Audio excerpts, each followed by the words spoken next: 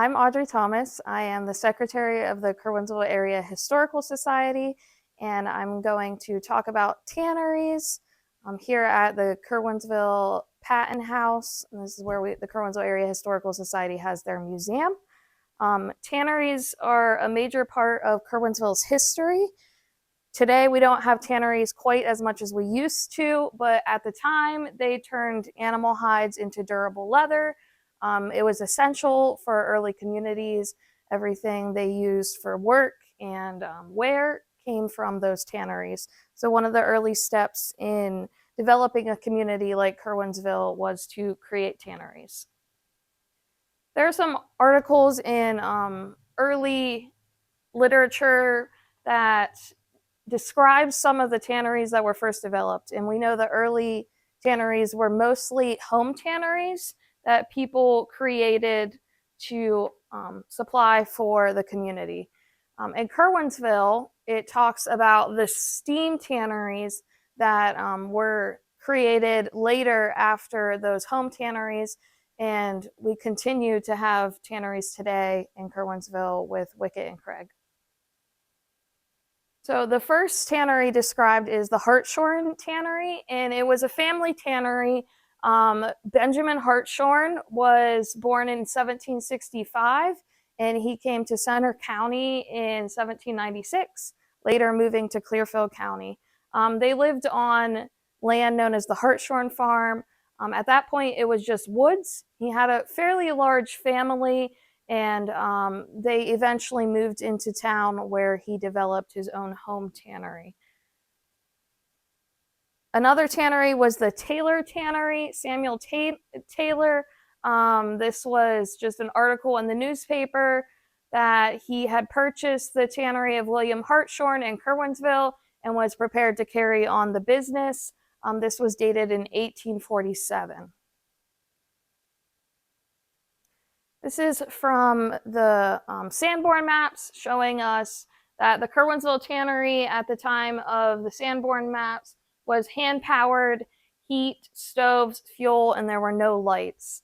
These are just kind of a little bit about that Taylor family that was running the Curwensville Tannery at that time. Here's his family. He was a descendant of Isaac Bloom, one of our early settlers. And then also we have 1851, he was a boot and shoe manufacturer at that tannery.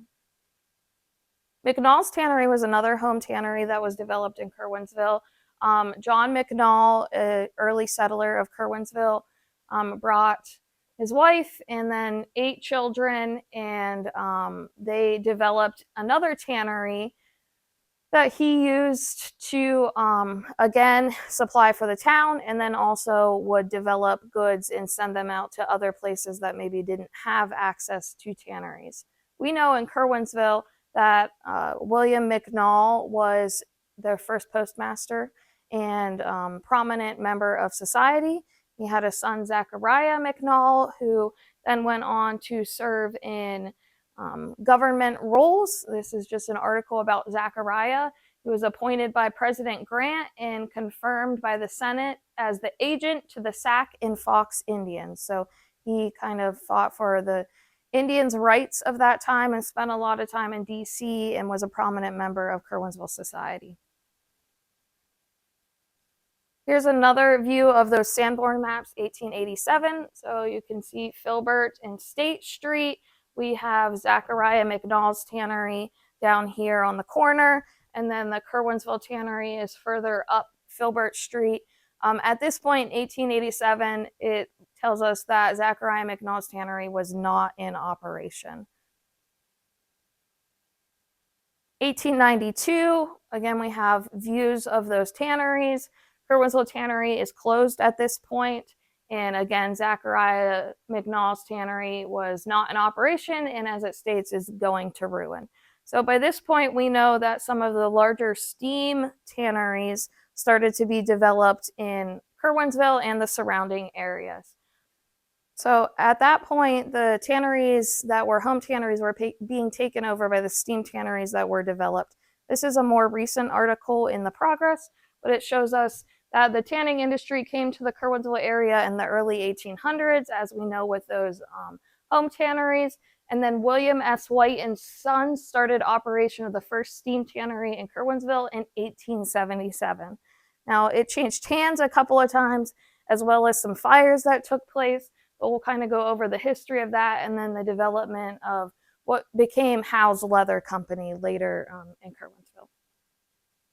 So this is tannery workers posing for a group photo in 1905. So you can see they were quite busy. They had a lot of workers and primarily males.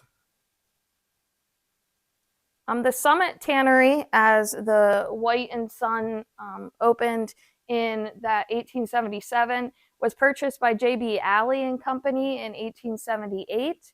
And then it was managed by Mr. Fred J. Dyer, which, if you know anything about Curwensville history, Mr. Dyer was a prominent member. He had the Dyer store on Filbert Street that is now the Stuff Store, as well as a fairly large family home that is still erected today on State Street. So he was the superintendent. They called it the Summit Tannery. It had a capacity of 102 hides per day. There were 40 men that were constantly employed, and their wages were about $18,000 per year. Now, that might not seem like much, but in 1887, $18,000 per year is quite a bit of money to be paying 40 men in the community. So they made a lot of money. 6,000 tons of hemlock, 600 tons of oak bark were used each year to supply that tannery. Here's a view of the tannery on the Sanborn map. It is what would now be the bottom of Filbert Street. So you can see Railroad Street here. This is what we know as Meadow Street today. That was under that area. And then it was kind of, Filbert Street was coming across. At that point, it did not connect to South Side. So it was taking up that big giant area. You can see Alley Brothers. They had quite a few bark sheds. They had quite a few various buildings spread out over the area. And then it also tells us that there were night watchmen around the clock because of the possibility of fire and emergency. In 1892, we see a same view of that Alley Brothers. You can see here Railroad Street, the Central Hotel. So Alley Brothers owned all of that space underneath that Filbert Street area. The Depot Passenger, which today we know as the feed store, is also in view on that image of the Alley Brothers. In 1899, there was a $300,000 fire, which again, 1899, you're thinking cost, that burnt down almost the entire plant of Alley Brothers. It took place in the night, August 18th, and it just kind of started at one place and was enveloped in flames in no time.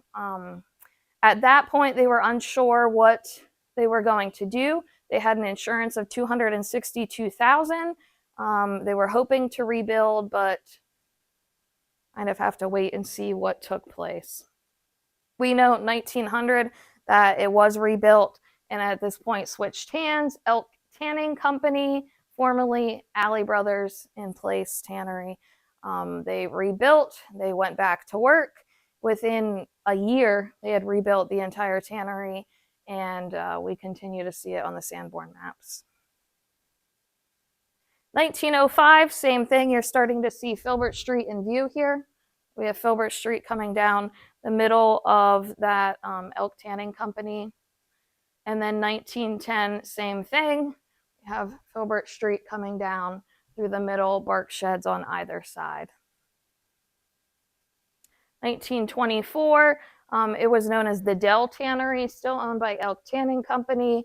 Again, it's starting to shrink a little bit. We don't see those bark sheds on the right side. You do see the John Irvin Lumber Yard further up.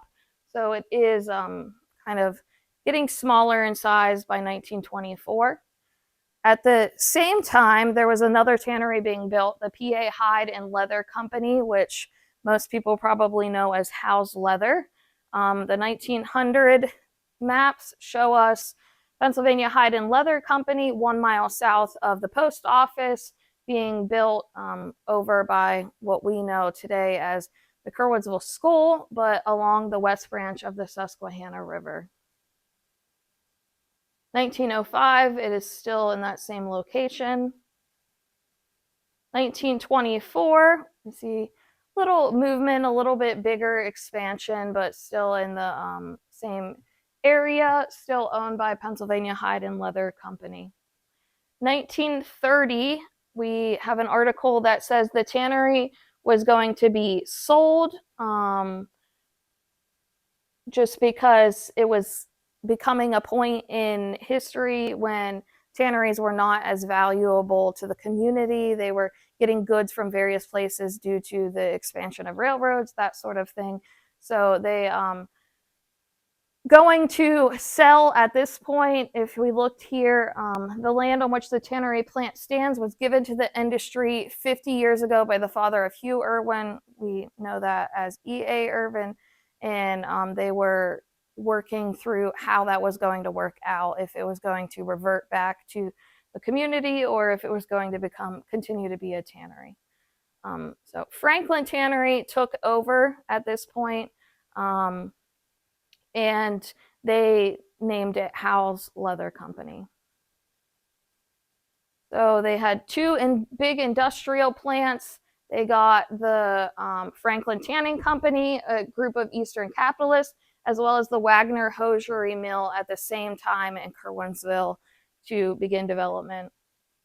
Franklin Tanning Company, they also sort of developed their own use of the byproduct, and they developed Superior Pet Products, which became a big industry in Curwensville. Superior Pet Products made bones, consumable rawhide dog bones under the name Bon Bone, and they had various buildings here in Curwensville where they developed their dog bones from the byproduct from the tanning company. There was some fires. This is one article that shows that there was a fire on the south side plant. By the end of the week, all 40 employees were to be back to work. So it just shows you how quickly those big industries would go down and come back up and get right back to work.